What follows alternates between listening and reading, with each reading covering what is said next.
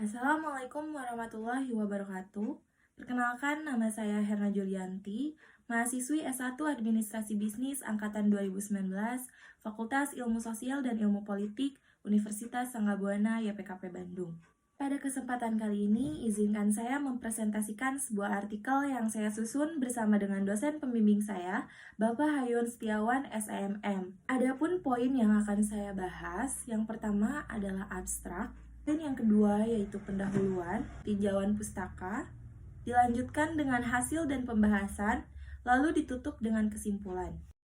Penelitian ini dilakukan untuk mengetahui seberapa besar pengaruh finansial teknologi terhadap kolektibilitas pembayaran SPP, terutama pada objek penelitian, yaitu SDI Abu Seno Bandung. Penelitian ini menggunakan metode kuantitatif dengan pendekatan asosiatif. Pengumpulan data yang dilakukan yaitu melalui kuesioner dengan jumlah responden sebanyak 160 orang. Teknik analisis data yang dilakukan yaitu melalui metode struktural model atau partial least square atau yang biasa juga disebut SIM-PLS.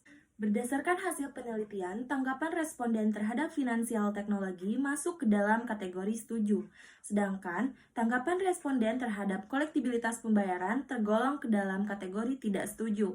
Berdasarkan hasil analisis deskriptif, dapat dikatakan bahwa finansial teknologi berpengaruh positif namun tidak signifikan terhadap kolektibilitas pembayaran yang dijadikan sampel penelitian. Hal ini dapat dilihat pula dari hasil tes statistik berjumlah 1,030 dan dinyatakan kurang dari tabel yaitu 1,96.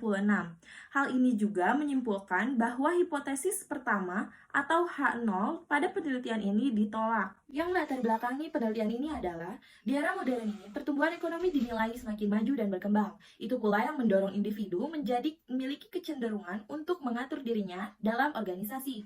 Organisasi itu sendiri terbagi menjadi dua fungsi. Yang pertama, organisasi nirlaba, yaitu organisasi yang memiliki tujuan untuk mendapat profit atau laba.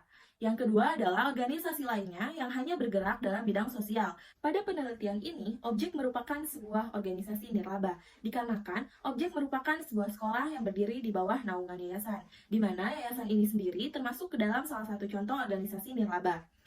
Sekolah Dasar Islam Abu Seno Bandung dinyatakan mendapatkan pendapatan utamanya dari pihak eksternal, dalam hal ini adalah siswa, melalui pembayaran SPP atau DPP yang dilakukan oleh siswa. Menurut data yang diperoleh peneliti, ada beberapa tunggakan yang terjadi pada 1 tahun terakhir. Hal ini dikarenakan adanya perubahan pada metode pembayaran. Yang mulanya, metode pembayaran hanya dilakukan cash, lalu dialihkan menjadi via transfer atau via virtual akun.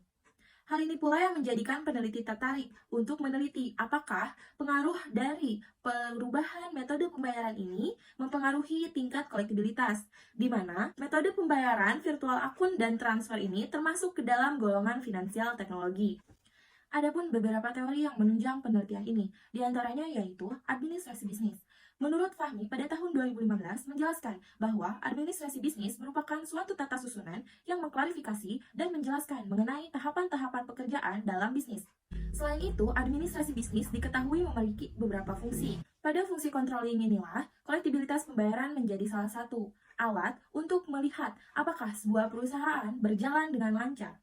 Teori lainnya yang menunjang penelitian ini diantaranya manajemen keuangan, piutang, finansial teknologi, dan juga kolektibilitas pembayaran. Pada teori finansial teknologi dinyatakan bahwa virtual akun dan transfer masuk ke dalam kategori metode pembayaran, atau bisa juga disebut kategori payment and transfer. Pada teori kolektibilitas pembayaran dinyatakan bahwa tingkat golongan kolektibilitas pembayaran dapat digolongkan ke dalam 5 golongan. Yang pertama yaitu golongan lancar, yang kedua dalam golongan perhatian khusus, yang ketiga yaitu golongan kurang lancar, yang keempat adalah golongan diragukan, dan yang kelima adalah golongan macet. Selain tinjauan teoritis, adapun tinjauan non-teoritis yang menunjang penelitian ini. Di antaranya yaitu peraturan-peraturan Bank Indonesia. Adapun surat edaran yang dikeluarkan oleh Otoritas Jasa Keuangan dan juga Bank Indonesia.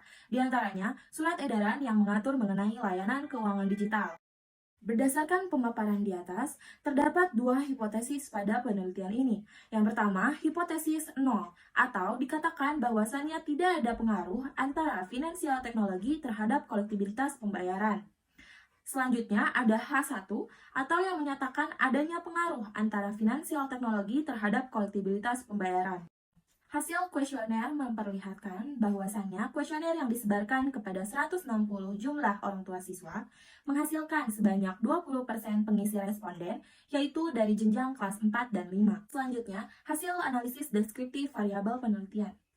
Pada penelitian ini, dinyatakan bahwasannya tanggapan responden terhadap variabel finansial teknologi dapat dikategorikan setuju, dan tanggapan responden terhadap variabel kolektibilitas pembayaran dapat dikategorikan tidak setuju. Namun, berdasarkan pernyataan yang diperoleh, tanggapan responden terhadap kolektibilitas pembayaran pada poin 1 dan poin 2 menyatakan setuju. Hal ini menyatakan bahwasannya kolektibilitas pembayaran pada objek penelitian tergolong lancar. Dikarenakan pernyataan pada kuesioner nomor 1 dan 2 menyatakan golongan lancar. Selanjutnya yaitu hasil autor model. Pada hasil autor model ini terdapat beberapa bagian. Yang pertama yaitu convergent validity. Pada hasil convergent validity menyatakan bahwasannya sebanyak 17 indikator mendapatkan nilai lebih dari 0,5.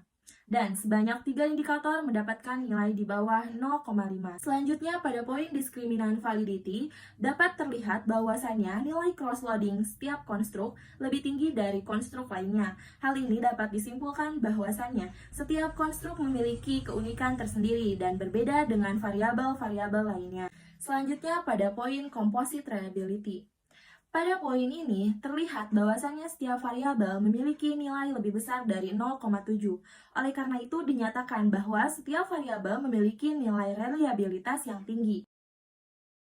Pada hasil inner model ini, terdapat dua uji yang dilakukan. Dari hasil koefisiensi determinasi atau R-square, dapat dilihat pada tabel di atas bahwasannya mendapatkan hasil sebesar 0,131, atau dapat dinyatakan bahwa finansial teknologi berpengaruh sebesar 13,1% terhadap kolektibilitas pembayaran.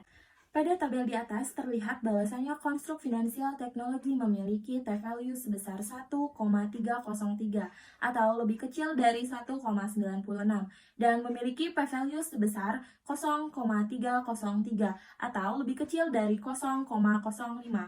Hal ini menyatakan bahwasannya hipotesis pertama atau H0 yang menyatakan tidak adanya pengaruh antara finansial teknologi dan kolektibilitas pembayaran terbukti. Maka, dinyatakan bahwasannya finansial teknologi berpengaruh namun tidak signifikan. Sekian presentasi dari saya, kurang lebihnya mohon dimaafkan. Semoga penelitian ini dapat menjadi acuan atau menjadikan dasar penelitian lainnya. Terima kasih atas waktu dan kesempatannya. Wassalamualaikum warahmatullahi wabarakatuh.